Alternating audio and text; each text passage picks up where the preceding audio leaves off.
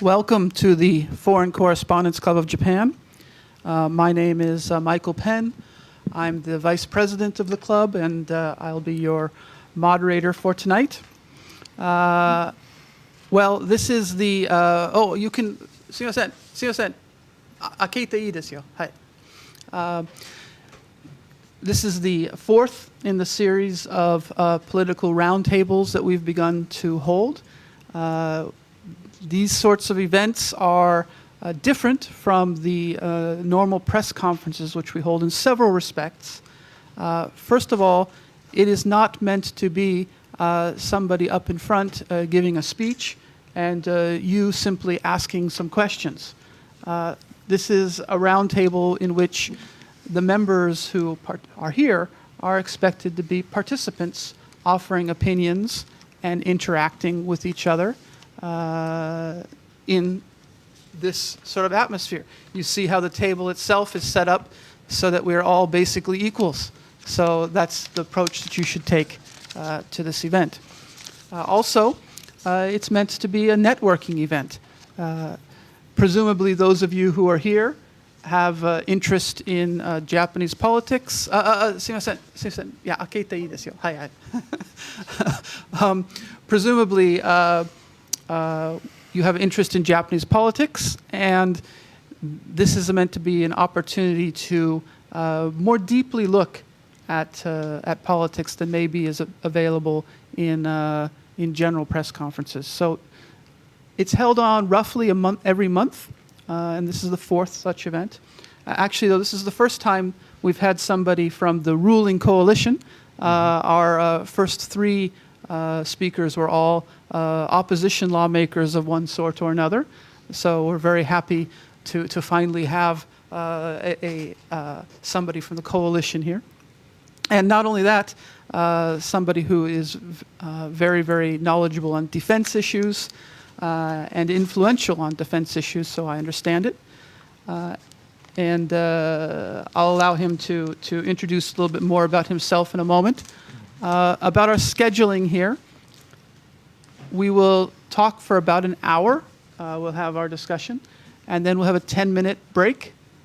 During that 10-minute break, you should feel free to talk to each other or to come up to him, exchange meishis, go to the bathroom, whatever it is you want to do with that 10 minutes, you're free to do, and then we'll continue on until 8 o'clock. Well, so first of all, I'd like to just ask the guest. I would like to ask the guest to please introduce yourself a little bit to the folks and let them know who you are. Okay. Good evening, everyone. Ladies and gentlemen, it is my great pleasure to be here today, and thank you, Michael-san, for inviting me to this precious opportunity to exchange views with the people with a strong interest, I believe, in the political issues of Japan. My name is Kiyohiko Toyama. I am a Komeito member of the House of Representatives of the Japanese Diet. I was elected to the Japanese Diet 13 years ago, in year 2001. First as a member of the upper house of the Japanese parliament, and I was re-elected to the upper house in the year 2007, but after 1 year of the second term, I resigned from the upper house in order to run up for the general election for the House of Representatives in 2009, which I failed to secure a seat. So, but then after 1.5 years, Mr. Kanzaki, former representative of New Komeito, resigned for health reasons, and I was reinstated as a member of the House. And then I was re-elected 2 years ago. So I have been in the Japanese parliament more than 10 years now, and I experienced ruling coalition side in the upper house and also in lower house of the Japanese Diet. And also I experienced what we call ronin period for 1 year and 7 months mainly in Kyushu and Okinawa. I am elected through proportional representation of Kyushu and Okinawa. So my constituency is very large. I have to cover 8 prefectures in the south of Japan. But because of the financial limitations, I keep my offices only to Fukuoka and Naha City in Okinawa. I was formerly an academic, a university lecturer, because I obtained PhD in peace studies from University of Bradford in 1998. So I used to teach at the university for 2 years before I, by mistake, throwing myself into politics 13 years ago. But I think because of my this academic background, and also I used to work as a professional advisor for international humanitarian NGO before coming to the parliament. So so I have been to 46 countries so far, including Iraq 4 times, Iran, Cuba, Syria, Afghanistan, those conflict zones. So those experiences and my knowledge has been very useful after coming to the Japanese parliament. Right now, I have been working quite intensively in the policy area of diplomacy and security and defense, and also judicial affairs. I used to be a chairperson of the Standing Committee on Justice and Legal Affairs in the upper house. I'm also sitting on the senior board of the Legal Affairs Committee of the House of Representatives right now. Also in diplomacy, I have been involved quite deeply in the diplomatic activities of the party representative, because I'm the director of international affairs of Komeito for the last 5 years. And also, I have been involved in many cross-party sort of diplomatic organizations. And I created one 2 years ago, which is called the Japan-China Next Generation Exchange Committee. I am a president of that organization, which is very new, with only 40 members of the Diet. Almost everyone is very young and middle ranking in each party. And we started sending delegation of this organization to China from last year. And this year, in August, I was the head of delegation, cross-party delegation, 8-member Diet members to Beijing and Shanghai. And during our stay on this 18th of August this year, we were surprisingly able to meet Vice President Li Yanchao of the Chinese government. And we were the very first Japanese politicians to meet him in that position. And what I can tell you now is that Chinese leaders have really changed their attitude toward improving Japan-China relationship. Anyway, today's main theme is about the politics of a constitution in the Abe era. Maybe this topic was chosen because I am a member to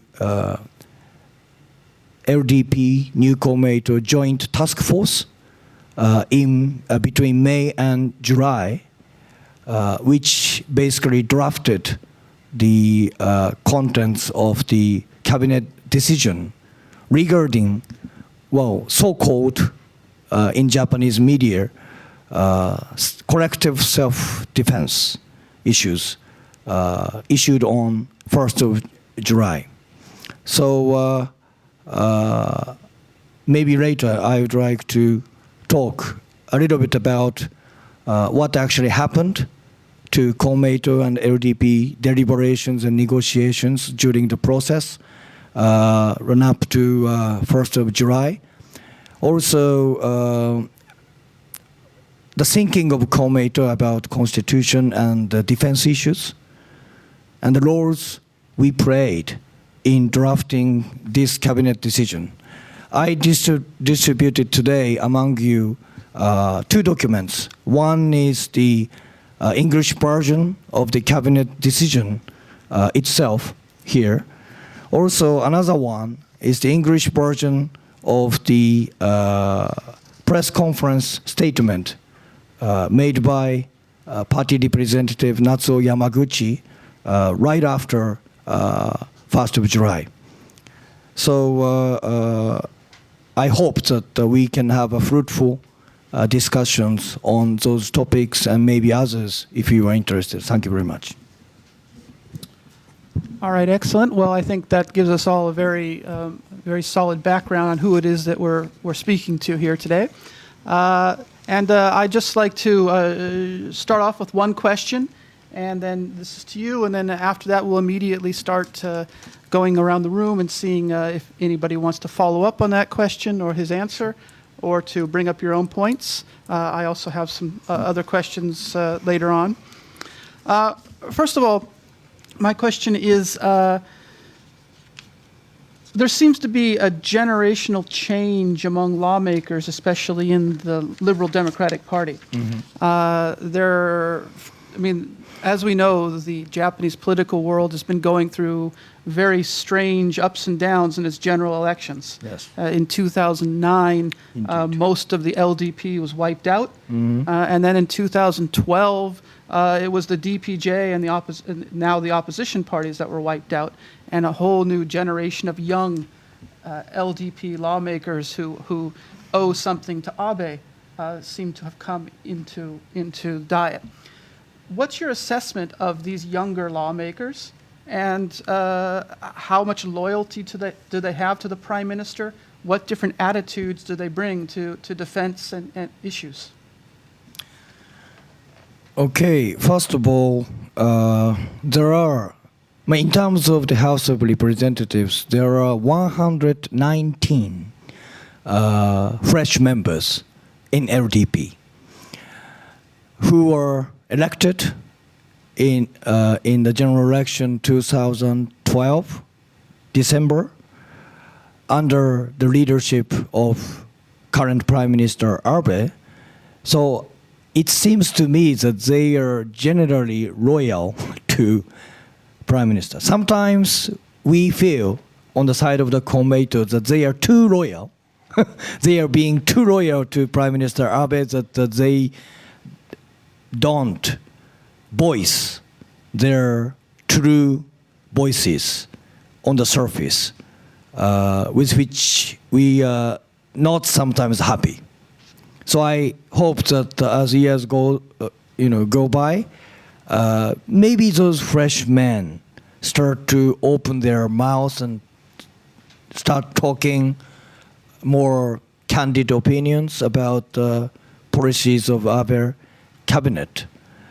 But these are all related to winning chance of their seats in the next general election.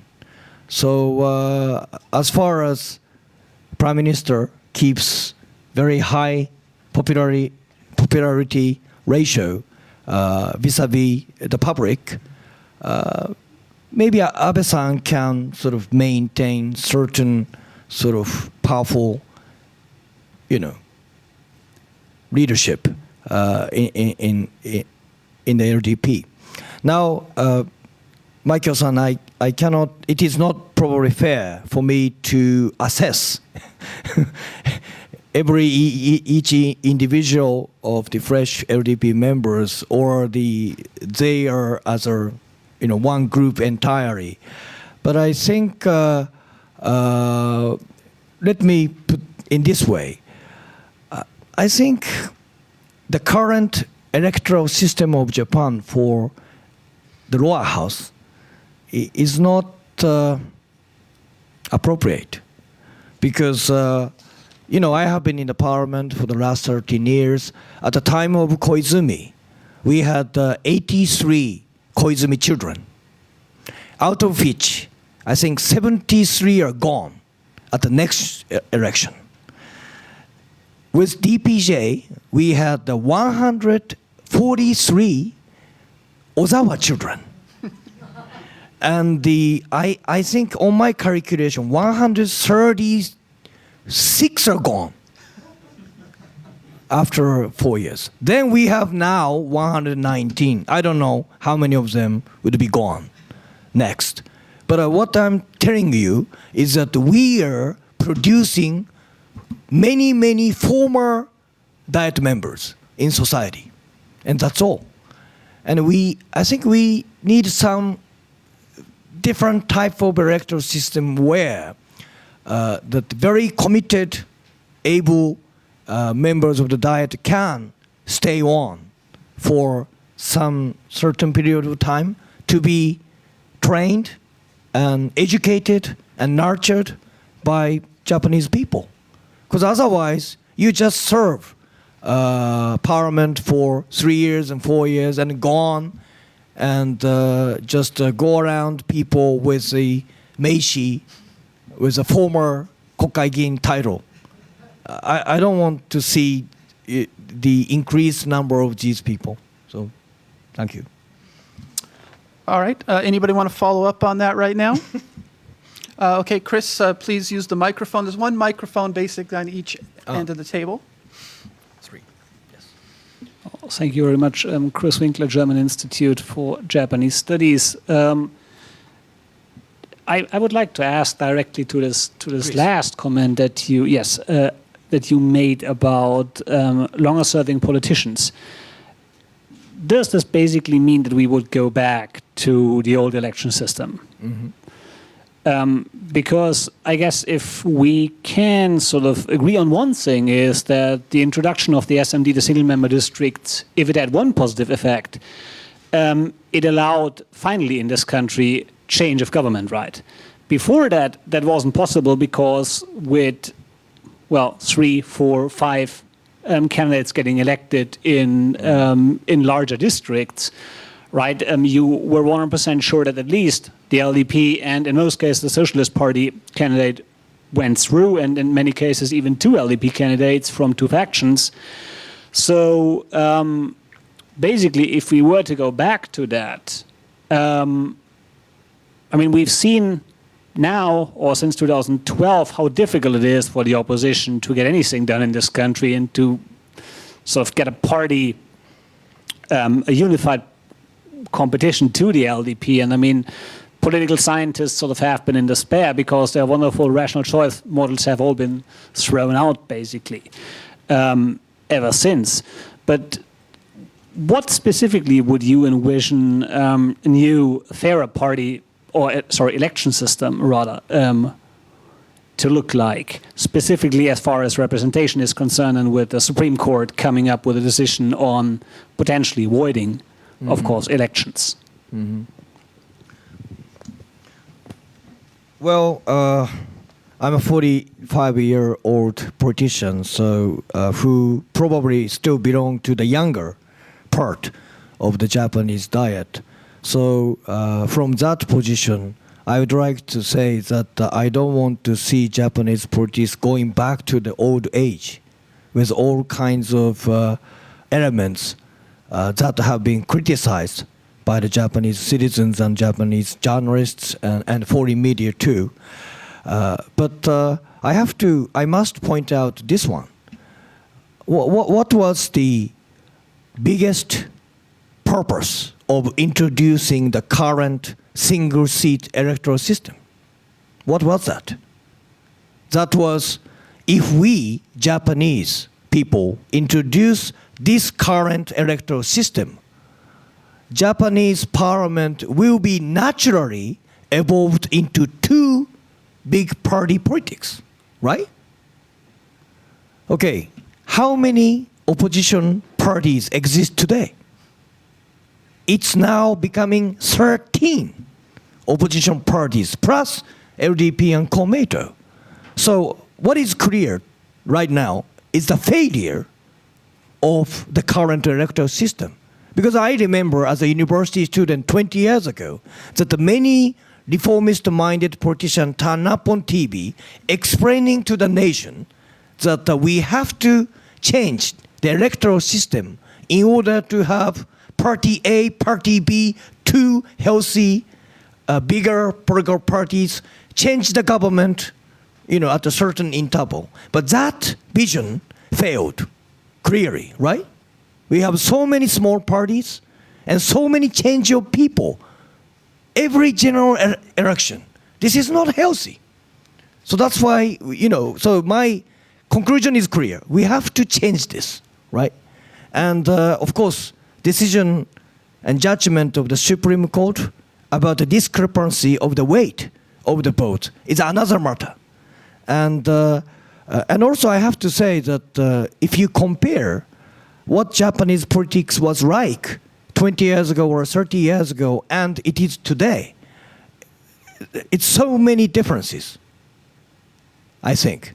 Well, for example, if you look at the law, right? Because like 30 years ago, politicians in Japan can lawfully, work to further the interests of certain companies, certain corporations. Today, if I do that, and if I'm indicted, I could be arrested, right? Sued. But in the past, we were all immune from those things. So I think for the last 10 years or 15 years, a lot of elements have changed. So I think it is now high time for us to look at the defects of the current electoral system and come up with something, of course, including element of reducing the regular number of the seats for the House itself. But unfortunately, politicians ourselves cannot make any fair scientific conclusion so far. So it was recently decided to set up a third-party advisory panel, independent panel, to look into this issue of reforming electoral system. So I personally would like to wait for some kind of a concrete proposal from the newly established advisory panel on the electoral system. Yeah, thank you. I see Martin first and then Siegfried. First, a short follow-up to your last comment.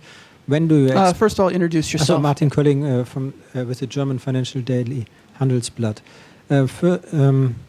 First, a short follow-up. When do you expect the results of this panel? Mm-hmm. And my second question is more regarding a constitutional issue. Please. I mean, this kind of collective self-defense or right of collective self-defense was basically the government granted itself by a reinterpretation of the constitution. I mean, I sometimes have already intellectual troubles to justify the existence of such a big army and marine forces under the current constitution. I feel, I'm not a constitutional expert, but for me it looks like a very slippery slope, or really bending the spirit of the constitution to just change the interpretation one more time in a way that was not accepted for the last 30 years, not acceptable for the last 30 years. So in a way it feels for me that basically the constitution is now bent in such a way that it's almost meaningless. And this could be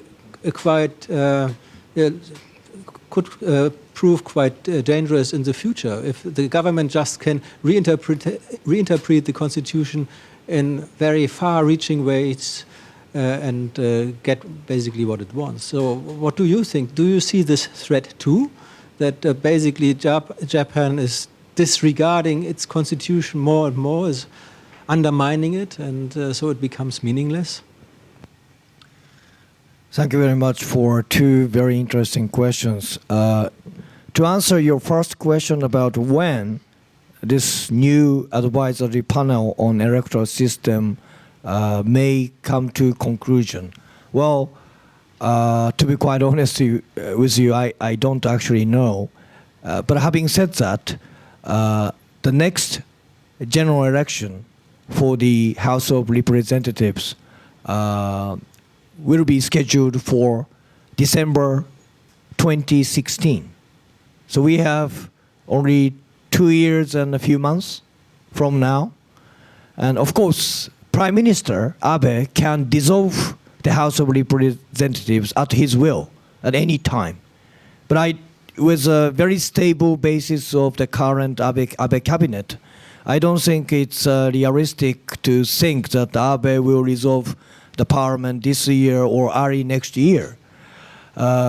So my guess is that in order to be in time for the next expected general election for the lower house, I think by next summer, this advisory panel should issue some concrete report to the parliament, and then we have to take that on the table of our deliberations between parliamentarians, and if we can make agreement, then we take legislative measures to make them effect.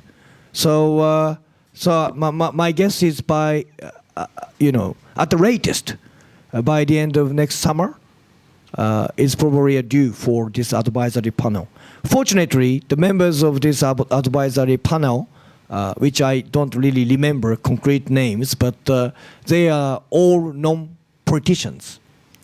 So I think they can deliver effective discussions and then may come to a certain conclusion in time for the next general election. Now, with regard to your second question, which may require a little bit longer, lengthy explanation, if you read Article 9 of the Japanese Constitution, which I'm here right now, yes, we Japanese people forever renounce war as a sovereign right of the nation and also means of settling international disputes. So, and also it is clearly stated in Article 9 of the Japanese Constitution that Japan would not possess land, sea, and air forces as well as other war potential. So only reading Article 9 informs anyone that Japan should not possess what we call standing military forces. But having said that, people in Japan tend to forget the existence of Article 13 of the Japanese Constitution, which states here, all of the people shall be respected as individuals. The following sentence is very important. There, the Japanese people's right to life, liberty, and the pursuit of happiness shall, to the extent that it does not interfere with the public welfare, be the supreme consideration in legislation and in other governmental affairs. The supreme consideration in legislation, or in other words, Japanese politics, means that it is the Japanese government's constitutional obligation to protect liberty, life, and the rights of the Japanese people. So it is easy for anyone to advocate for the total abolition of the self-defense forces in the light of Article 9. We don't need them. But please imagine if we abolish self-defense forces completely, no military forces in Japan, then after that, if we are attacked by a foreign country, for example, North Korea, whose government has publicly announced before that we would like to see hellfire in Tokyo. And then it's everyone's knowledge that North Korea now possesses nuclear warheads, maybe 4, maybe 10, we don't know, plus more than 100 ballistic missiles, which can reach Japan within 10 minutes after launch. So if we were attacked, if tens of thousands of people were killed by a foreign country's attack without defending people on the part of the government, we are unconstitutional under Article 13. So therefore, if you read the government's explanation about the relationship between Article 9 and the existence of self-defense forces issued in October 1972, by the way, whose main points were repeated in this cabinet decision, right? Page number, let me see. Yes, page number 7, the first paragraph, well, second paragraph says, well, that actually explains, so I will start from, from maybe fourth line, Article 13 of the Constitution, which stipulates, as I said before, shall be the supreme consideration in governmental affairs. Article 9 of the Constitution cannot possibly be interpreted to prohibit Japan from taking measures of self-defense necessary to maintain its peace and security and to ensure its survival. So this interpretation, by the way, this is an interpretation, but it's completely, entirely based in the expressions of Article 13 of the Constitution. So Japanese government has never ever done arbitrary interpretation of the Constitution regarding self-defense. So the mission of new Komeito, which has a very different view about the Constitution from Mr. Abe, to be quite honest with you. Because as you know, LDP, since its founding, has always advocated for the total revision of the current constitution because, according to their explanation, the current constitution was imposed. It's foreign made, and it's imposed upon us. So LDP's assertion, which was never changed until today, is that we want to have a constitution made by us, Japanese. Okay, so that's LDP's position. New Komeito's position on constitution is different. We think that, yes, there may be some historical arguments like that about the constitution, but our assessment is most of principles and norms and the spirit of the current constitution have been widely accepted by the Japanese people. And particularly, we believe that the 3 basic principles of the current constitution, one is pacifism, and second is the democratic rights of people, and the third one is the respect for basic human rights. These 3 axioms of the constitution must not be changed. And my party's position is that if there are anything missing, something important missing from the current constitution, because this constitution is more than 60 years old. Some people say that there is no mentioning of privacy in our constitution, no mentioning about environmental rights in the constitution. So maybe there might be some new provisions to be added to the current constitution. But new Komeito would like to keep the current basic principles. So based on this, our basic approach to the constitution, we had a long discussion before we enter negotiation, deliberation with LDP about this 1st of July cabinet decision. And there are some people in my party who actually strongly said that maybe we Komeito should get out of the ruling coalition in order to make some clear protest against Mr. Abe's little bit hawkish security policy and nationalistic approach and so on.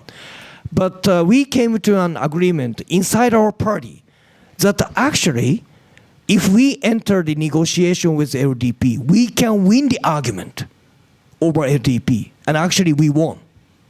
You know, we stressed at the outset of the negotiation the two important things. One, logical consistency with the past government interpretation of the government.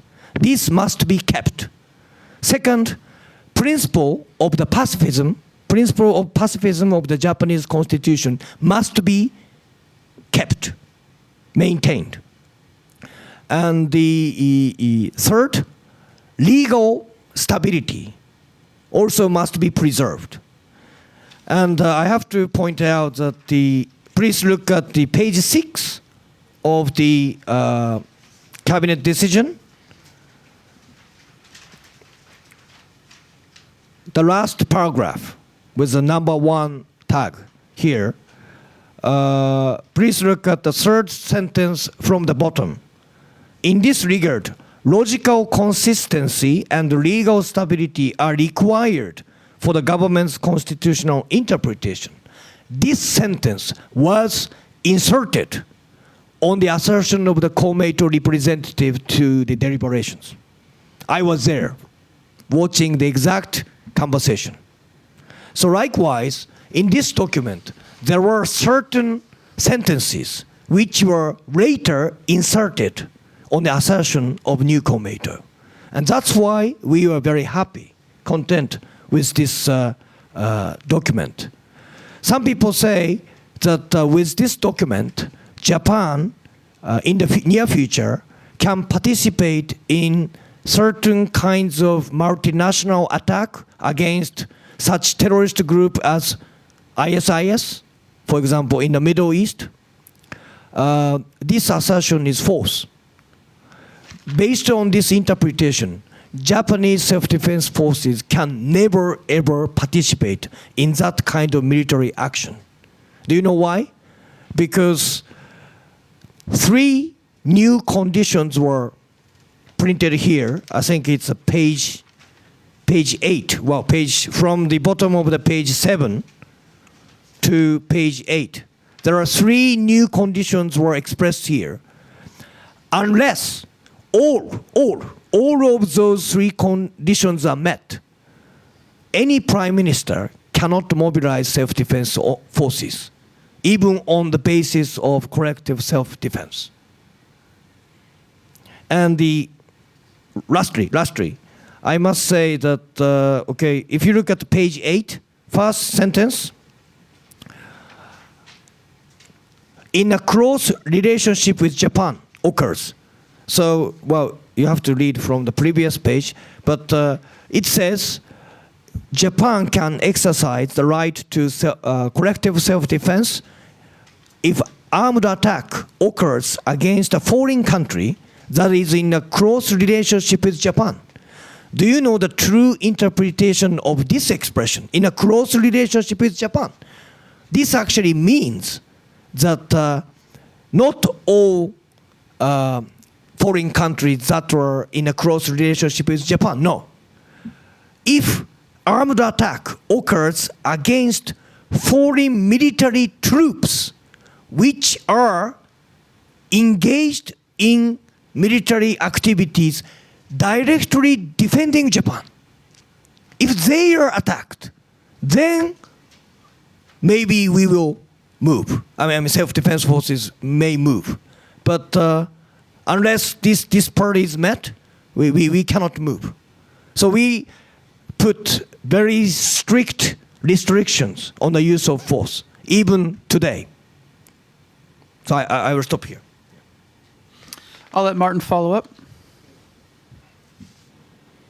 Still, you mentioned Article 9 and Article 13, Yeah. and I mean, still for me it looks like an unresolved contradiction.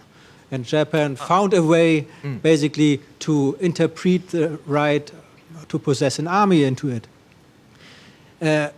I'm more in favor of your approach you mentioned before, that you keep the current constitution but change things that are outdated. And this article, number 9, in this, how it is written now, is basically contradicting in a way the interpretation of Article 13. So to bring it in line, I mean, it would be intellectual honest, I think, to change the constitution in a way to accept the fact that Japan has an army. I also have nothing against collective self-defense.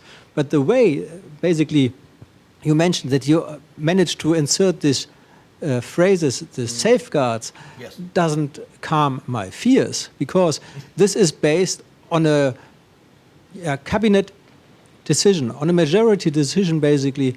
If the LDP happens to win a majority in the next election on its own, I mean, this is not worth the paper anymore it's written, it's printed on, because this, if it can be changed again by majority decision. So I wonder what safeguards you have that this is basically maybe not put in stone, but survives even upper majority in the lower house and then the upper house, without the Komeito as coalition. And if I may, just to amplify that, please. we have now about half of the opposition parties, which are almost equally hawkish to the LDP. Indeed. You have the new, Party for Future Generations, and perhaps Mr. Watanabe of your party. There seems to be, even in the opposition now, a very hardcore conservative group. Well, actually, we Komeito members fully share your concerns. Fully share.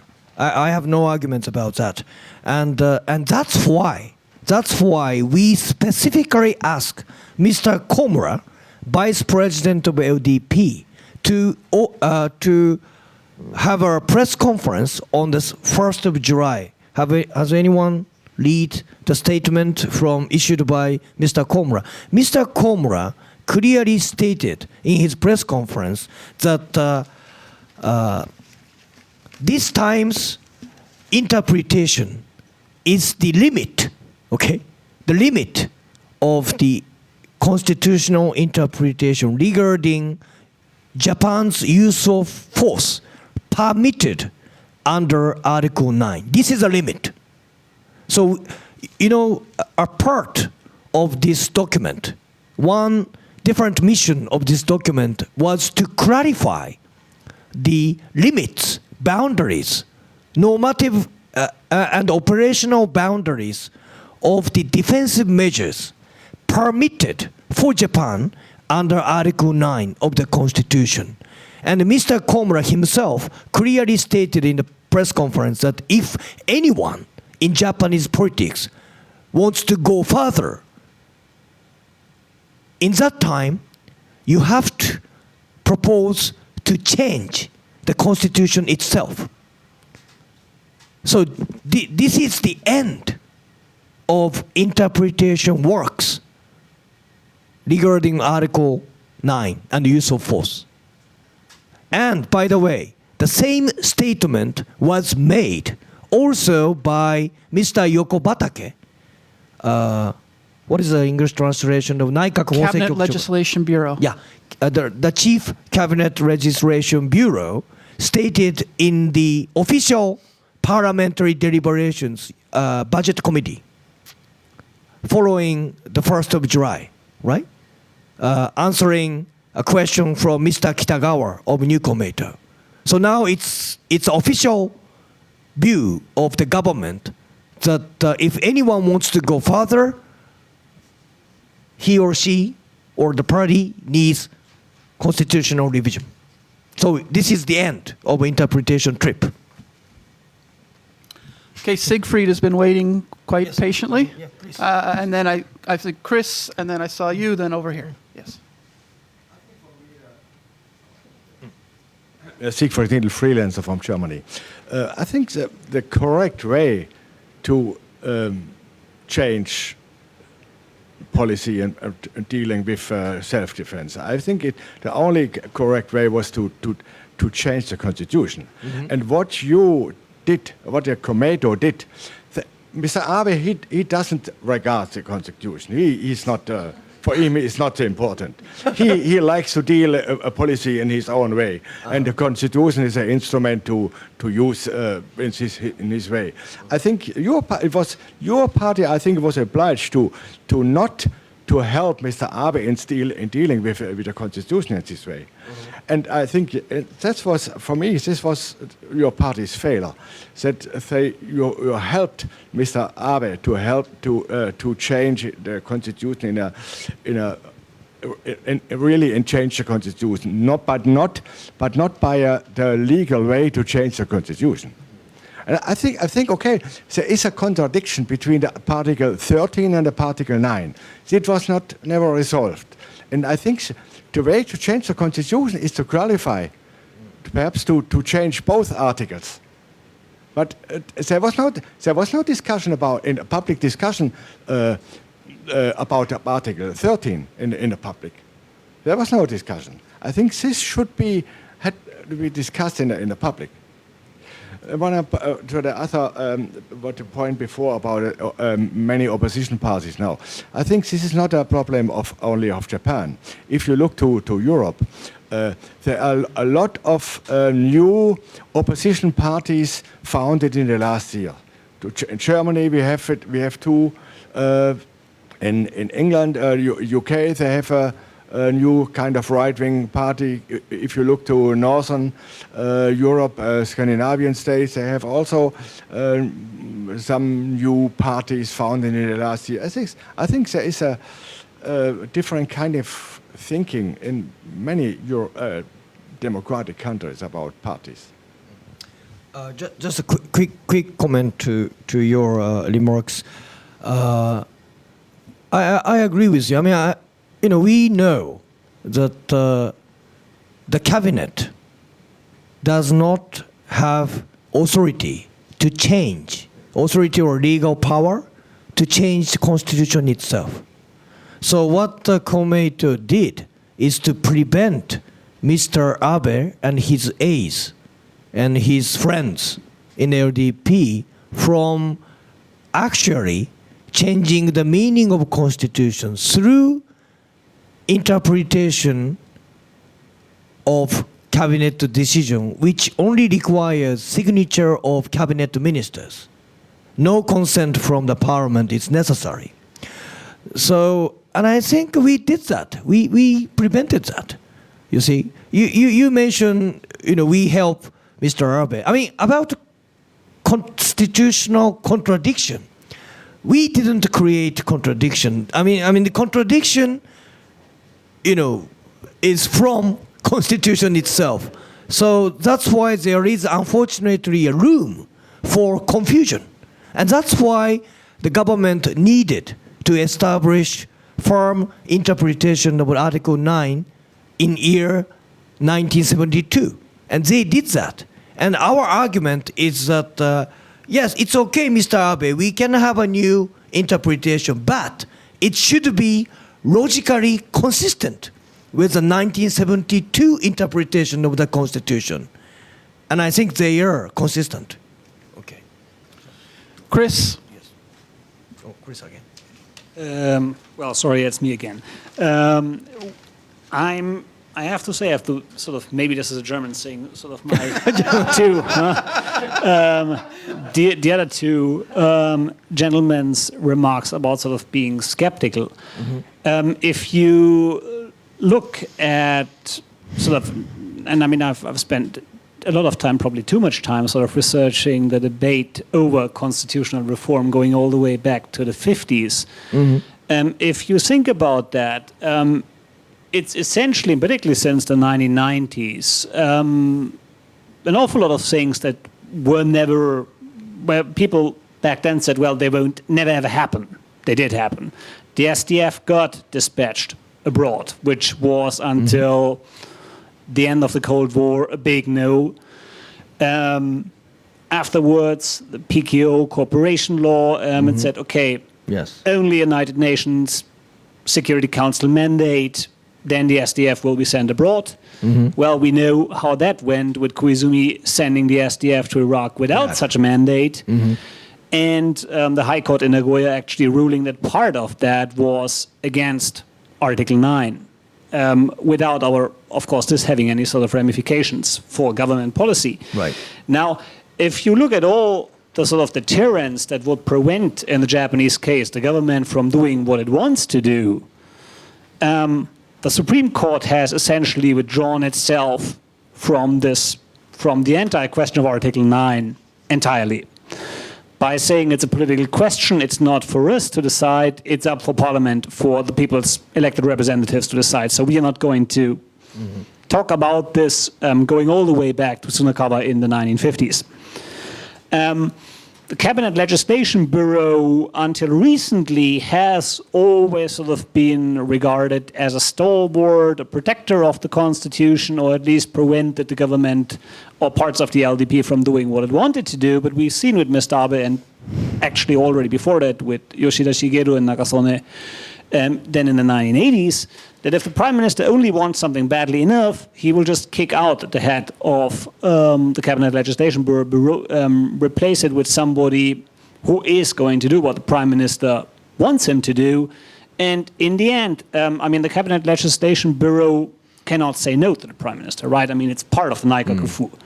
So I'm very, very skeptical that there is sort of any means to actually prevent the LDP or whatever future government. I guess it's unlikely that we will get Prime Minister from the new generation party, because most of these people probably won't be around by the time that Mr. Abe or whoever follows him will then lose another election. But given that the lack of restraints, constitutional or otherwise, in this country, I'm not really sure whether I can share your confidence that things cannot be changed in the future to go even further. And as Martin said, this could really be the beginning of a slippery slope. I mean, these three conditions that were lined out, what is a clear present danger to Japan? I mean, you know how these things work. I mean, you can always paraphrase or reinterpret things. So forgive me for being very, very skeptical there. No, it's okay. Well, maybe your skepticism comes from your distrust towards Mr. Abe or other concrete politicians. Well, I think, well, I have been to Iraq 4 times, so I know what you want to say through the case of dispatching of self-defense forces to Iraq. But I think in this document, as far as this document is concerned, we, as a pacifist ruling coalition partner, we try to put a lot of safeguarding minds in the documents. For example, if you look at the page 5, the top of the page 5 of the decision, you see that we clearly state, I mean, this is also, by the way, drafted by Komeito and inserted here, do not conduct support activities of SDF in the scene where combat activities are actually being conducted by armed forces of a foreign country to which Japan provides support. So, this states clearly that Japan can support foreign military operations overseas, but here, do not conduct support activities in the combat areas, right? It's clear, so clearly stated. You know, people cannot, what? No, I was there in 2001 when the foreign ministry tried to explain basically that I know that non-combat zone, right? Yes, Well, that's why. I mean, we depend. We depend about that artificially lined up non-conflict zone that was created under Koizumi cabinet. We Komeito politicians today thought that it was wrong. It was a mistake.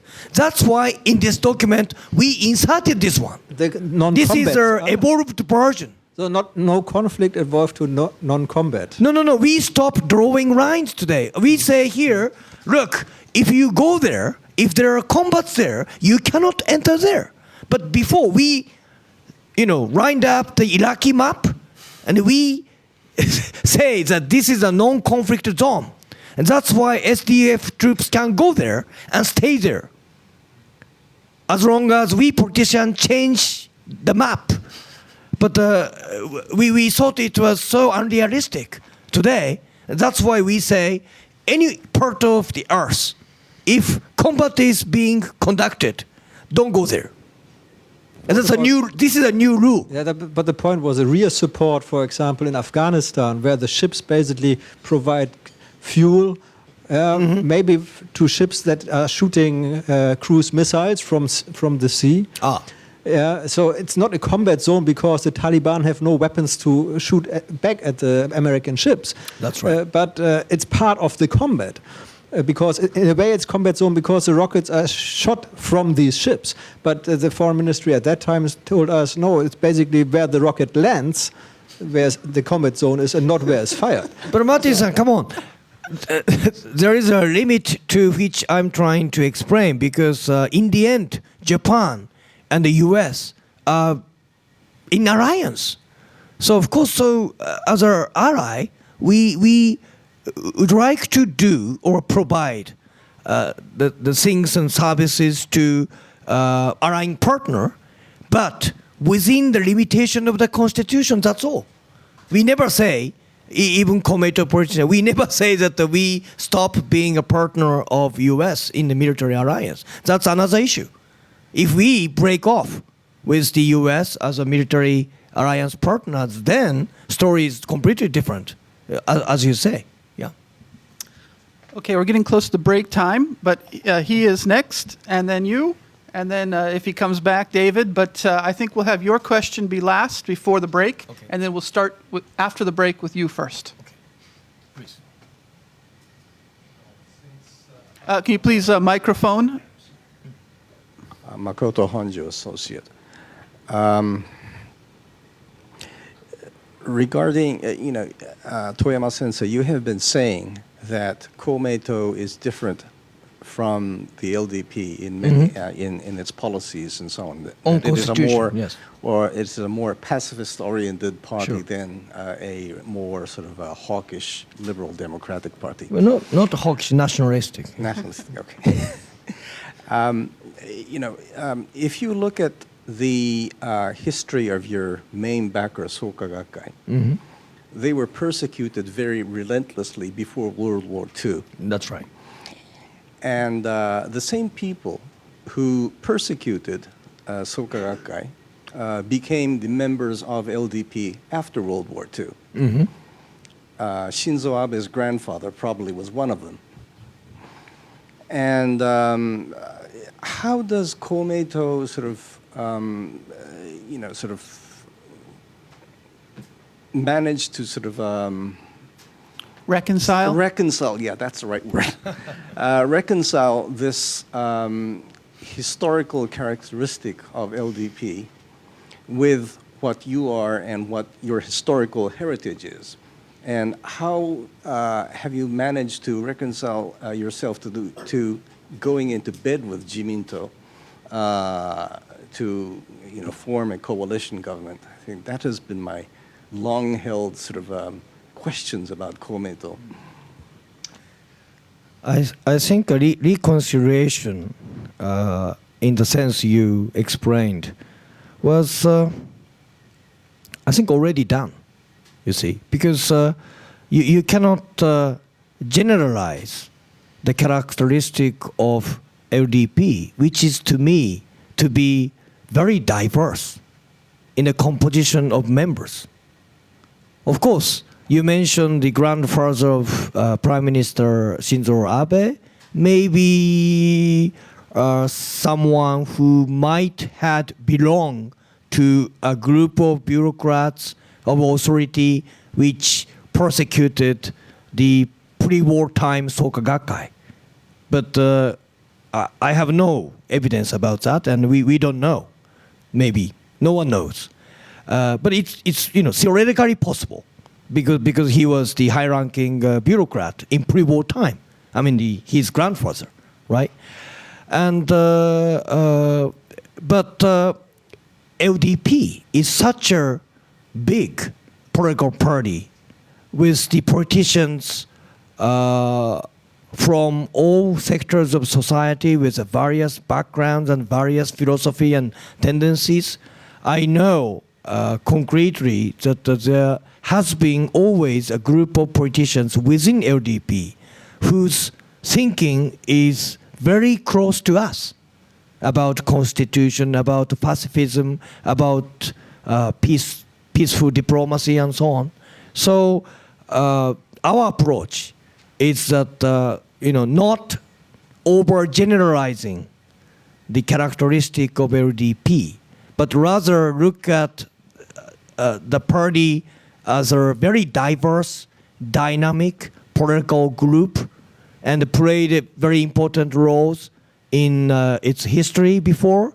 And so what we can say as a coalition partner is to, through our efforts, through our communication, interaction with the coalition partner, we try to, bring up their more positive elements rather than the negative elements of the party, and we should work together in the end to the interests of people, of interests and welfare of the Japanese people. And if you look at the history of Komeito LDP coalition government, leaving out security elements, I think for the last 11 years, 12 years, yes, we've done a lot of mistakes, I admit. But also we've done also a lot of good things too. So, and also we have developed a mechanism of coordinating differences between the two parties through daily communications. So I think historical sort of reconciliation element of history is really now behind the corner of the background, I think.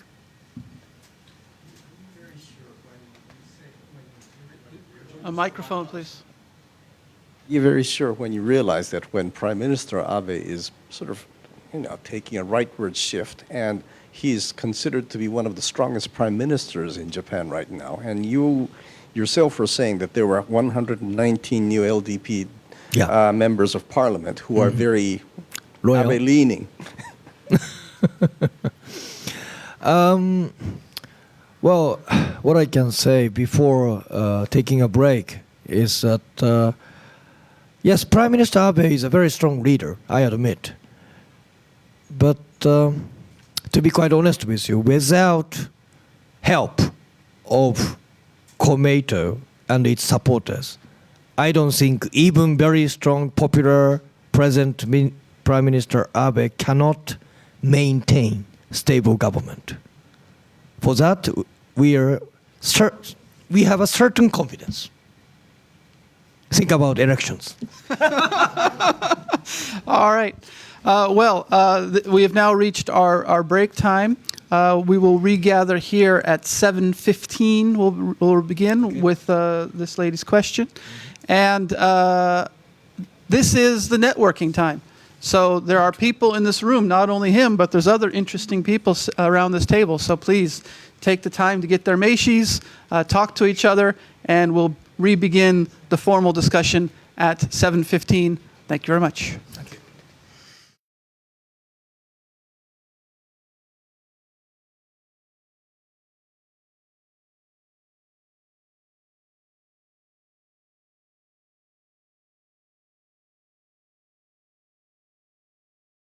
I won't feel quite right until I gavel a second time.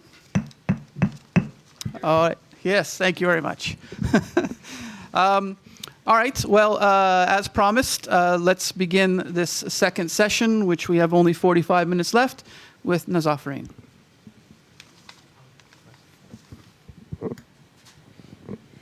My name is Naza Farin, and I work at NHK World Persian Radio. So I'm Iranian. Then my question is about Persian Gulf, because I remember when Mr. Shinzo Abe started talking about the collective self-defense, and it was emphasized on energy, that is their limit. So they exactly said that if something happened in Hormuz Strait, and they will participate, even it's maybe war or about mines or something. So I just want to know that, you know, when we talk about you know, self-defense forces, everything is clear. It means that they never participate in war. And when we talk about army, we know what we are talking about. But when we talk about collective self-defense, you know, even, believe me, we have many difficulties to find, you know, a proper definition in Persian to translate this. So it means that it is not, you know, from the beginning, it is not clear. Even when you kindly explained about all these articles and you know, all these things that you have already written here, I think that it's still is not clear and it is not transparent. And when we say that the country's close relationship, or the issues, it has close relationship with Japan. So it is not clear that, okay, what is it? It's energy, it's a country, it's the US, or what is it? So would you explain exactly, you know, if, you know, they want to mention precisely about when, you know, they want to attend to in a war or whatever it's about, you know, especially in Persian Gulf. Okay. Thank you very much. I think it's a very important question. Well, first of all, my very quick answer to your question is as follows. The possibility of Japanese self-defense forces being dispatched to Persian Gulf area in order to defend life and liberty and rights of Japanese people is probably, not probably, I would say definitely under 0.0001%. Did you catch my answer? The possibility of doing that based on these three conditions is 0.0001% under. But it's not 0%, and that's why some LDP politicians are still continue to advocate that it is possible to send self-defense forces to Hormuz Straits in order to defend Japan. But if you look at these three conditions in the paper, right? Okay, I'll give you a nutshell. Number one, an armed attack. Okay, condition one says armed attack has to occur against a foreign country which is in a close relationship with Japan. Why Hormuz Straits? Because the mines, sea mines? Mines can be deployed in the Hormuz Straits. But the first question, natural question is here, is that whether deployment of mines in the Hormuz Straits is it going to be really directed against countries which are in a close relationship with Japan or not? Sorry, yes, it is. Okay. No. Yeah, because U.S. has always ships there, and they have also a close relationship to Arab countries, and every country has, you know, close relationship to other countries. It's kind of a coalition. I think that this kind of, you know, things, you know, just, you know, just goes toward another world war. Yes, but remember, U.S. forces in Persian Gulf are not engaged in activities defending Japan, it is not automatic for Japanese self-defense forces to go to Persian Gulf if U.S. military in the region are under attack. You know why? Because these American soldiers and forces are not defending Japan. They are defending someone else, right? In the Gulf War. So according to this condition, for example, okay, I will give you another example. If, let's say, there is a large-scale terrorist attack on the U.S. military bases in Texas right now, President Obama makes a phone call to Mr. Shinzo Abe saying that, oh, Japan, Mr. Abe, you can now use collective self-defense, right? Please send some troops of your self-defense forces to Texas in order to help. Okay, in the light of those three conditions, can we send? The answer is clearly no. Okay, let's move on to the second condition. Second condition is more strict. Second condition says, as a result of an armed attack against foreign country that is in a close relationship with Japan, so page 8, first paragraph, right? As a result, threatens Japan's survival and poses a clear danger to fundamentally overturn people's right to life. Right. Okay, I would like to ask you, some countries deploy mines in the Hormuz Strait against maybe US Navy vessels, right? Does that action automatically mean to fundamentally overturn Japanese people's right to life?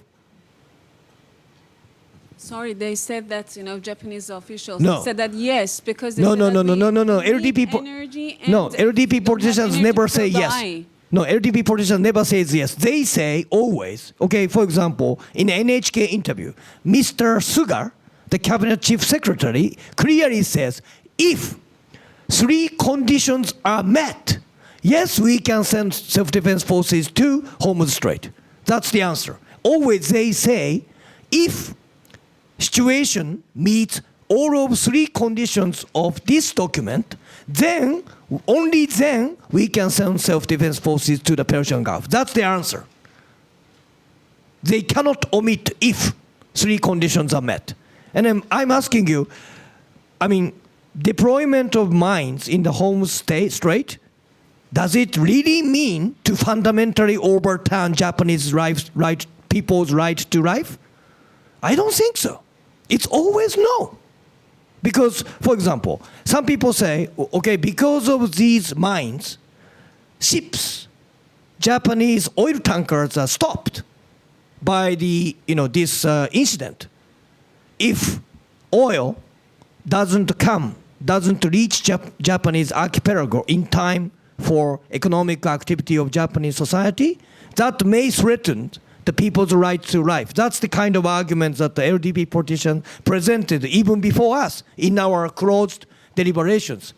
We laughed. We say, okay, Mr. Someone, right? Don't you know that Japan keeps oil reserve, which is enormous amount of oil, enough to sustain Japanese life for 6 months. 6 months. And my question here, our question here is this. Okay, let's say deployment of mines blocked energy flow from Middle East to Japan. But it's not, it is natural to think that it's not Japan, but the other countries also suffer from the situation, right? Not only Japan. Other countries' tankers also stopped. Now, question here, other developed countries can always exercise the right to collective self-defense without thinking about constitutional problem. They are not like Japan. So, do they wait for 6 months before Japanese oil reserves gone before they make decision to move in to that region. No, they will go without Japan if they have to go militarily. So it's not realistic to think that Japanese self-defense forces are actually dispatched to Hormuz Straits based on these three conditions. I don't think so. It's impossible. And actually, Mr. Komura, the vice president of LDP, in the deliberation, he actually admitted that the possibility of self-defense forces being dispatched to Persian Gulf is probably below 0.001%. He admitted. But he said, but it's not zero. He said it's not zero. So it's possible. And that's why they keep saying that. But let them say that. It will never happen, according to our analysis.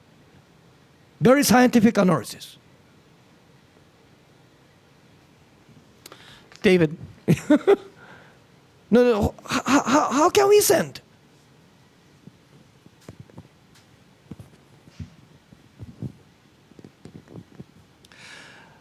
Toyama Sensei, my name is David Satterwhite. I'm an associate member of the club, but like yourself, trained at the PhD level. Sure.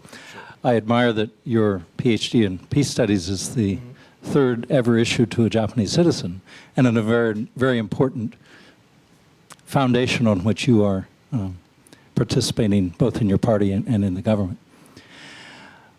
I've also admired the very clear and nuanced articulation of the party's decision to stay in the coalition and have a positive impact. And so I just want to be on the record that I think that was a very well-conceived decision. The premise of the reinterpretation of the Constitution is that the situation in Japan faces in these 70 years since the war has changed significantly enough to require an enhanced self-defense capability, including through collective self-defense. The premise is that Japan might come under attack. And you have, in your earlier remarks, mentioned neighboring countries like North Korea with its capabilities. I would encourage you and your party, while you are in government, to urge a more proactive peace-making foreign policy. Mr. Abe, during his time in the Koizumi cabinet and the trips to North Korea, actually worked energetically to prevent a diplomatic rapprochement between Japan and North Korea. The current efforts to solve the abduction issue are seen as a stepping stone towards improved relations. Diplomatic relations would reduce tensions, and I would hope that the Komeito would take a proactive role in seeking a reduction of tensions with China and North Korea. China and North Korea, given all of the concerns that Japan and the world naturally has over the Chinese military buildup and the North Korean capabilities. The reduction of tensions in a statesman-like effort could be taken. The former emperor refused to go to Yasukuni because of the enshrinement of Class A war criminals. The current prime minister's end game is to change the constitution, and he would love to bring about a much more proactive Japan, normal nation, whatever. I admire the Komeito in applying some of the brakes and cautions in this document. I would urge the Komeito to take a more proactive stance to bring about a less, in keeping with your PhD in peace studies, a less hostile region, including the policies of the current administration. There wasn't a real clear question, but if I can throw that as an urge, I would hope to do so. Thank you.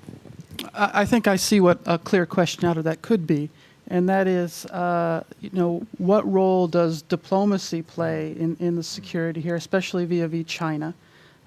You were telling me before this meeting that you're in charge of remote islands policy, and that's one of the really big issues with the LDP right now. Right. That's right. In your analysis, how much threat is there really to remote islands? Is this just something that's going on in the imagination of conservative lawmakers? Or do you feel, having visited these islands and looking at the situation yourself, that this aspect of the defense policy, of sending SDF bases to Okinawa Prefecture and all of this, is this the best way of dealing with China? Or is there other ways that this should be handled? Well, first of all, thank you very much, Dr. Sarah White, for your encouragement. I take as a great encouragement for our efforts, and of course, deterrence based on the military power is not enough to actually make peace and keep peace. I think peace-oriented diplomacy and diplomatic initiatives are equally or sometimes more important than strengthening military capability. So this kind of idea is really shared among Komeito lawmakers. And as I mentioned at the beginning of today's meeting, that I myself try to visit South Korea, China every year. And also I keep informal communication line with the North Korean national residents in Japan. So I have a three-dimensional sort of lines of communication with Chinese, even Taiwanese sometimes, mainland Chinese, Taiwanese, South Koreans, and North Koreans.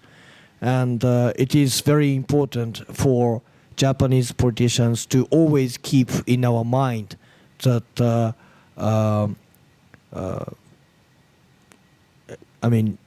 dialogue rather than confrontational action without any explanation is always, should always come first, right? So in that sense, we will do all kinds of efforts in that. And yes, Michael-san mentioned about the remote island problems. Do you know, by the way, how many islands Japan does have? Including No Man's Islands, there are 6,852 islands in Japan. So it's a pretty big number. 6,852 islands in Japan. And thanks to this large number of islands in Japan, Japanese land area is very small. It's only 390,000 square kilometers of land, Japan. So this is a 61st biggest country in the world. So we are not very small, we are not very big. But in terms of the sea area, including EEZ, thanks to 6,800 islands, Japan has is a 4.47 million square kilometers area of sea, so which is sixth biggest in the world. So in this sense, we are very marine ocean nation, in fact. But having said that, the number of islands inhabited by people has really gone down since the end of the Second World War. No one clearly knows how many islands in 1945 were inhabited at that time by people. But some people say it was 800.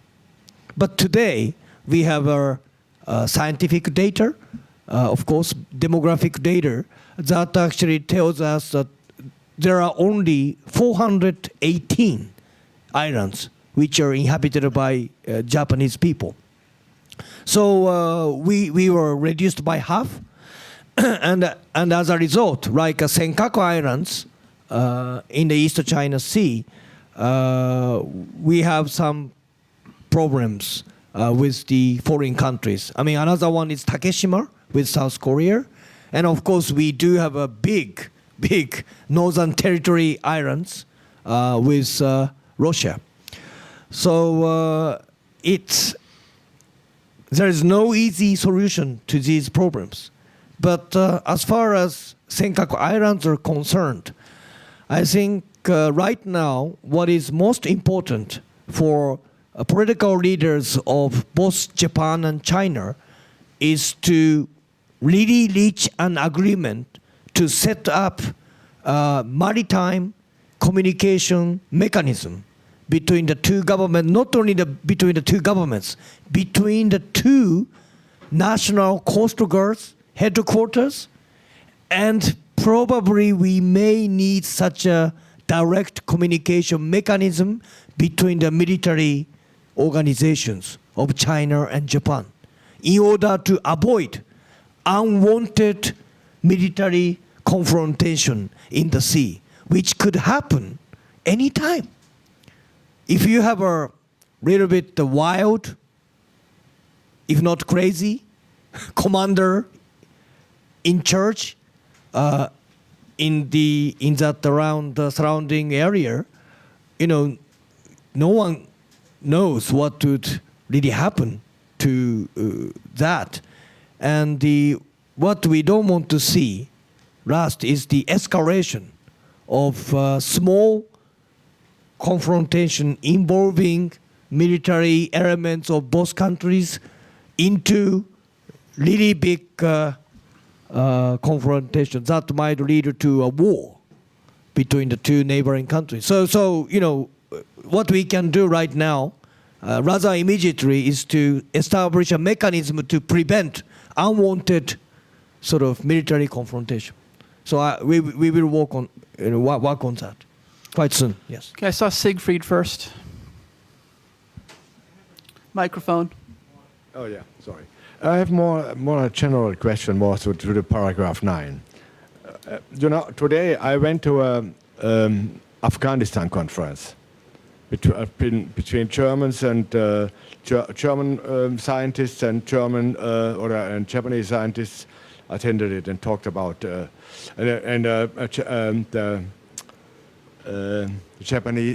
Afghanistan ambassador also attended and Afghanistan scientists. And the point was, Afghanistan is in a much better condition than years ago. Yes. But it was with the help of the ISAF, the army troops of different ISAF. countries. Yes, ISAF. Yeah, ISAF, yeah. Also from Germany. German troops. Yes, that's yeah, right. state. Yeah, So, I know. in this way, I would ask you, would it not be better to change the constitution of Japan, so Japan can also attend this kind of activities if this happens again? I think it will happen. These things will happen again on the world, and I think it would Japan as a big country dealing great economic power. I think has an obligation to active play a role in peacekeeping and not peacekeeping by like Iraq, so more active with active troops. Would it? I think in this way is not the paragraph 9 a kind of thing which should be abolished, and in this way should not Komeito change its policy?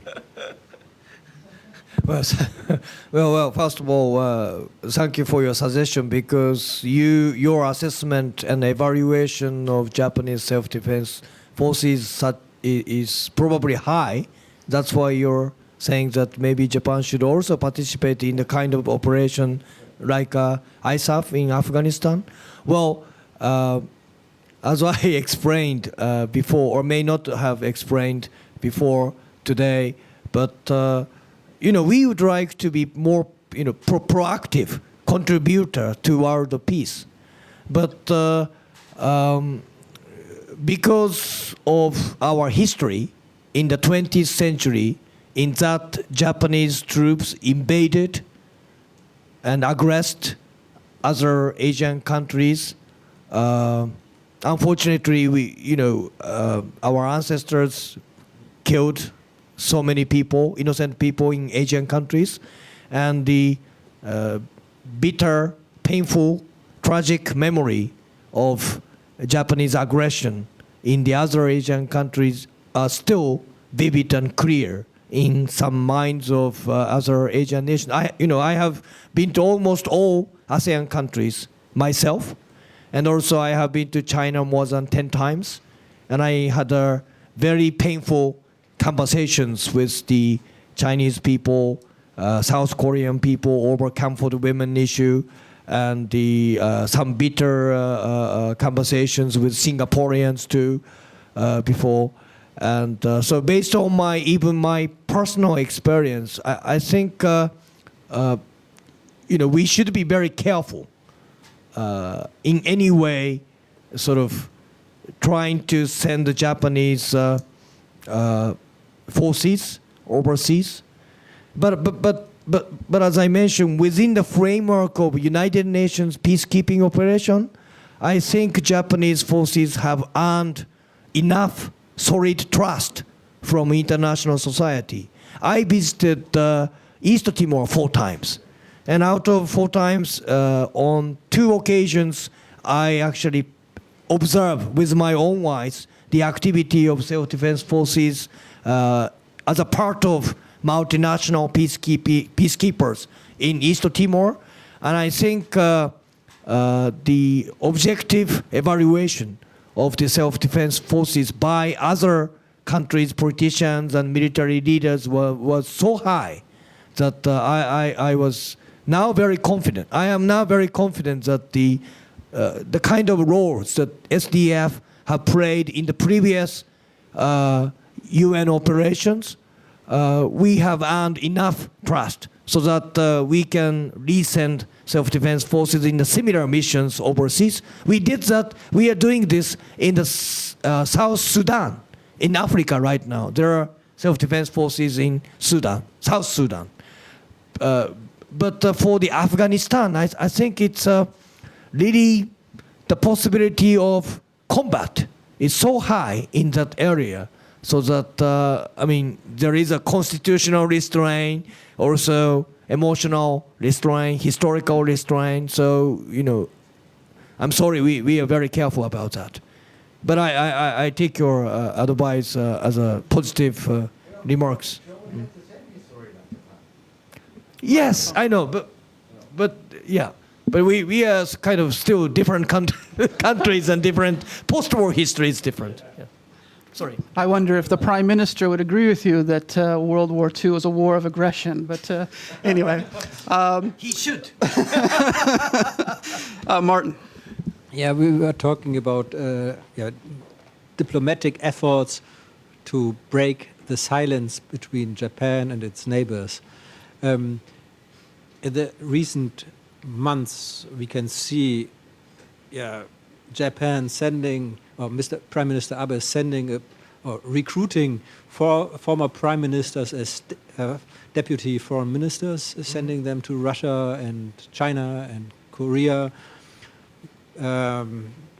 Mr. Masuzoe, the mayor of Tokyo, also became a kind of private emissary of Prime Minister Abe, making good weather in China, and also I think got quite well received in quite a good reception in the Korean media. There are signs that Korea is lifting the fish import ban on Japan. And what I wonder is, And also, of course, your party plays a big role too in this regard, in this kind of diplomacy, low-level diplomacy. But I wonder, what is your assessment? Will Prime Minister Abe be able to meet Madame Park for a summit this year or early next year, as some South Korean politicians are guessing? Will he be able to meet Xi Jinping, maybe in China during the APEC meeting? What is basically the political reading from your side about the possibilities of a slightly warmer ice age? Well, I think maybe the nature of the problems may be a little bit different between Japan-South Korea relationship from Japan-China relationship. With China, as I mentioned at the beginning of today, I myself visited China for 1 week. I had a lot of conversations, including with the Vice President Lee of the government. By the way, this is the very first time for Mr. Lee to meet members of Japanese parliament since he took a current position. So we were very surprised because I am the head of delegation. I'm not very high ranking in the Japanese politics. But then second person in the Chinese government really turned up. And we spent more than 1 hour talking. And what surprised me in the attitude and also the content of statements from the Chinese side last month was that until quite recently, Chinese leaders always try to scold Japanese politicians, saying that the current state, very bad state of affairs of the Japan-China relationship was actually solely caused by Prime Minister Abe's action and statement, particularly the last December's visit to Yasukuni Shrine, and also nationalization of Senkaku Islands by the Japanese government in DPJ time. So they always quote these two incidents to basically put all blame on Japanese side. And they always say as a conclusion that unless Japanese side makes really voluminous effort before coming to China to say, let's have a meeting. Okay, so that's the former attitude of Chinese side. This time, I mean, since last month, they dramatically changed their attitude. For example, Vice President Lee mentioned 3 times the same line of statement to me. He said in Japanese, Daido Shoi. In English, overlooking minor differences and focusing on common interests. Yeah. That's a kind of proverb, Chinese ancient proverb. And he mentioned the same phrase 3 times in my meeting. And this never happened, by the way, for the last recent years. So he said basically both of China and Japan should make joint efforts to improve the bilateral relationship.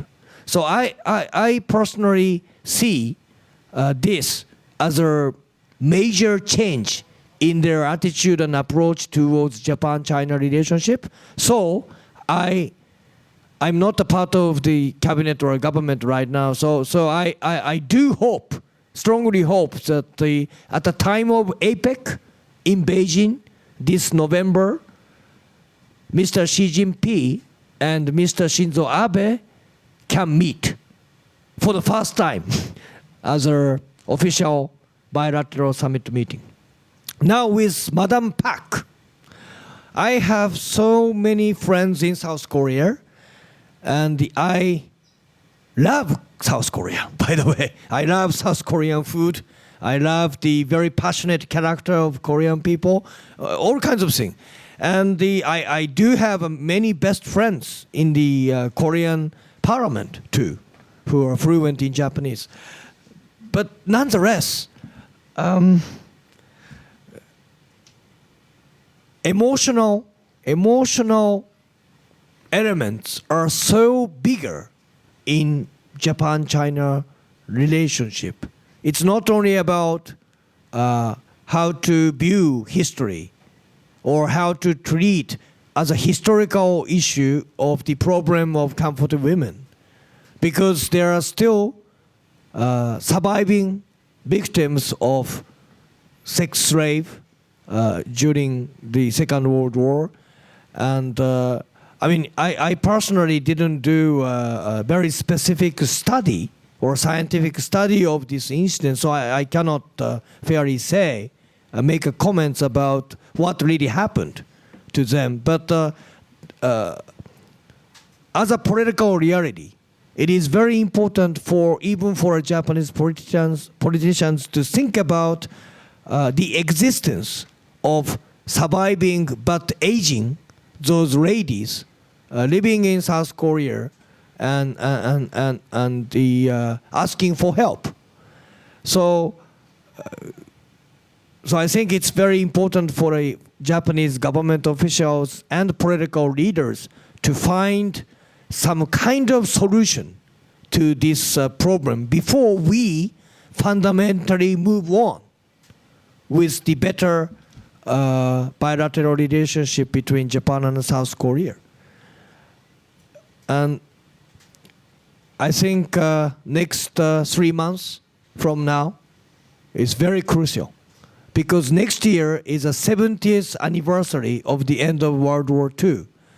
So if we cannot improve our relationship before the new year, next new year, then politically, at least politically speaking, we will have a very tragic year for both of us, I mean, Japan and South Korea.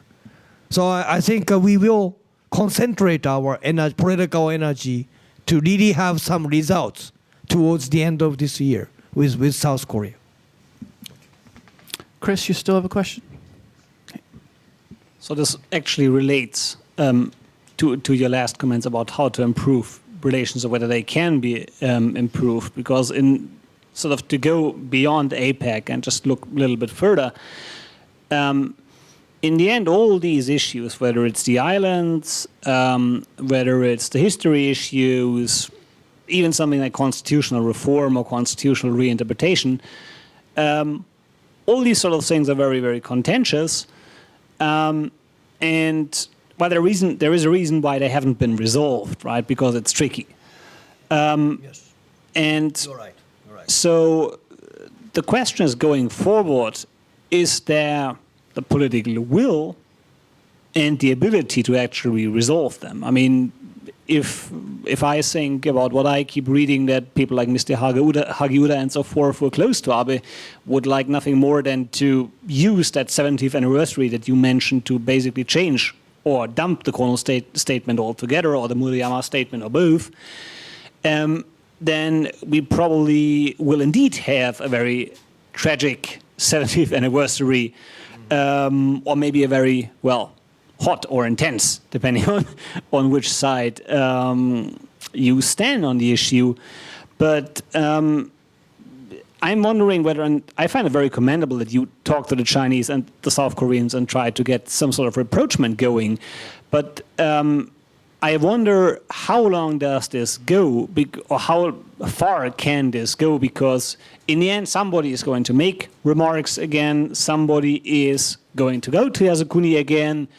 And I mean, it's the usual game that we've been seeing for more than a decade now. There will be repercussions from all sides. I mean, the Chinese side also is sort of bound, or both the Chinese and the South Koreans are sort of bound by having created this sort of nationalist ghost that uses Japan as sort of something that you can bash.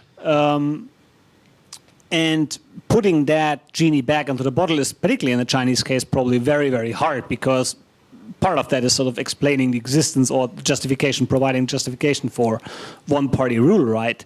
So in the long-term trend, do you see any of these issues actually being resolved? Okay.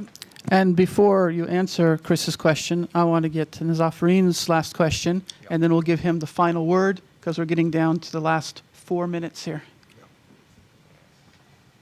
Sorry, my question is about comfort women that you mentioned that they were raped, and I mean because recently it said that they found some evidence that maybe they wanted to be raped or something like this, and yeah, and then we can see that in some media related to the government, they're trying to say that's just use comfort women when without any definition that they wanted or didn't want or something. Or about, for example, Yasukuni Shrine. They recently they emphasized that in media they shouldn't say that it's war criminals. So what is exactly your point of view about that? So your question. My question is exactly about, because you said that Yasukuni Shrine and also the comfort women that they were raped. Yeah. I mean, that is a bit different from what, Mr. Abe party, I mean, LDP, they talk about. So is it your idea or the party? I mean... So I guess if I could boil that down to a question, it would be, does the Abe administration's difficulty to come to terms with comfort women history create an insuperable obstacle to this diplomatic relationship? Well, yes. I think I don't know. I never asked Mr. Abe directly this question, but I guess that for Prime Minister Abe and the other names that maybe Chris mentioned, the issue of comfort women with South Korea is something that if possible, they want to avoid or bypass before making improved relationship with our neighbor. But I think based on my own experience of interacting with South Korean counterparts, I think this issue is unavoidable. But I don't mean to defend the recent fiasco admitted by Asahi Shimbun. I think that mistake was real, and they themselves admitted that they reported something that is without evidence or found 32 years ago, and that scoop by Asahi Shimbun 32 years ago actually had a very big impact politically on the course of the issue. But the problem here is it's not only the Asahi Shimbun that contributed to the magnitude of the problem of this comfort women issue. So I think it is fair to separate the problem of Asahi Shimbun as one media organization for its attitude and nature from the the issue of women in pre-war time and how they were treated by whom. This one is also a different issue from the issue of Asahi Shimbun. So I think we need a clear separation of these two, and then for South Koreans, I think it's because I know this issue maybe better than average Diet member. So it's very difficult for me to articulate. But I think some people might say, well, why doesn't Japanese government give a big financial compensation to these surviving victims? But then I know that if you speak with the people around this group, they are not talking about money, you know. I mean, you know, they would be emotionally, psychologically really hurt if they think that we Japanese think that the money is the only solution. It's, you know, money is maybe subordinary sort of thing. And apology on the part of the Japanese government, but then, you know, we have already issued a Kono statement, and my party's position is to maintain the Kono statement and never amend it and keep it. And then I think Minister Suga already promised that we will not change that and keep it. And then what, you know, to do what?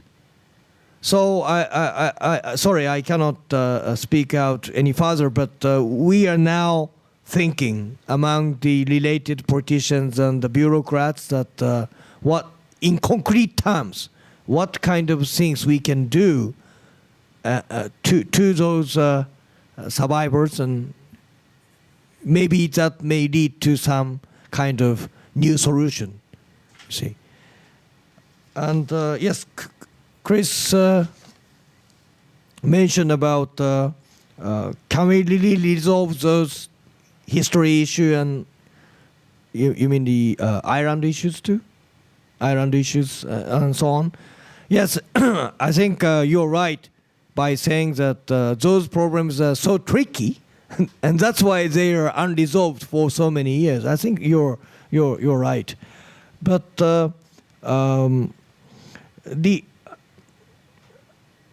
I think that the time is getting ripe for Japan, China, South Korea, could include North Korea, that you know, maintaining bad relationship, worsened relationship with Japan doesn't necessarily work to the benefit of their governments, particularly in terms of economy.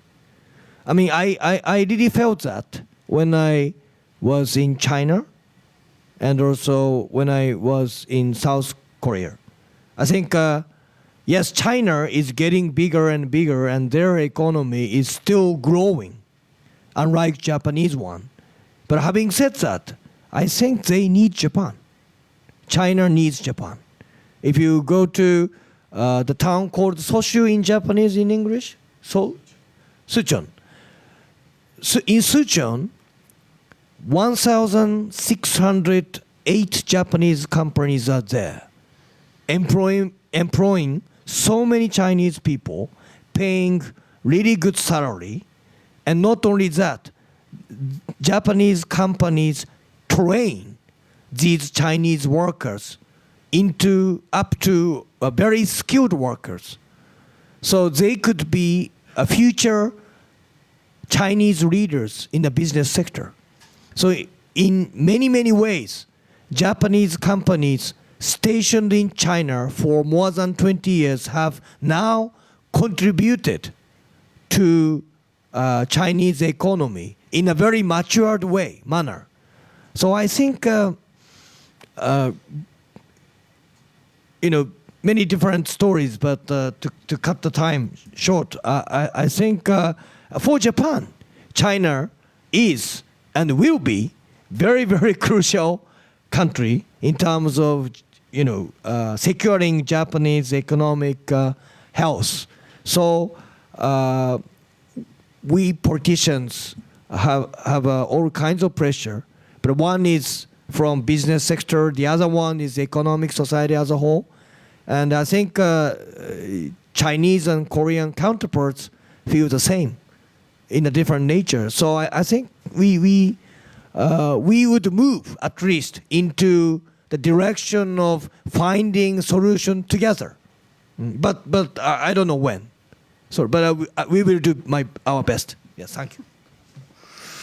Okay, well, thank you is a couple of words that are on my mind too, because we have many presentations and many press conferences and others here at the FCCJ.